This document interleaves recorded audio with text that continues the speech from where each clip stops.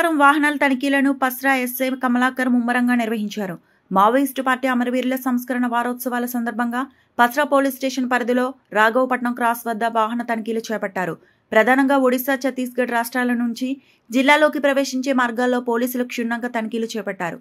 అమరవీరుల వారోత్సవాల్లో భాగంగా మావోయిస్టులు తమ ఉనికి కోసం ఎటువంటి అవాంఛనీయ ఘటనలకు పాల్పడకుండా కట్టడి చేయాలనే లక్ష్యంతో తనిఖీలు ముమ్మరం చేశారు. ఇతర ప్రాంతాల నుంచి జిల్లాలోకి ప్రవేశించే అనుమానితులపైన పోలీసులు నిఘా పెట్టారు. వారోత్సవాల నేపథ్యంలో మావోయిస్టులు ఎటువంటి దుశ్చర్యలకు పాల్పడకుండా సరిహద్దుల్లో పోలీస్ స్టేషన్ల అధికారులు, సిబ్బంది అప్రమత్తంగా ఉండాలని జిల్లా ఎస్పీ డాక్టర్ శబరీష్ ఐపీఎస్ ఆదేశాల మేరకు తనిఖీలు నిర్వహిస్తున్నామని పస్రా ఎస్ఐ కమలాకర్ అన్నారు. అపరిచితులకు ఆశ్రయం కల్పించవద్దని ప్రజలకు సూచించారు.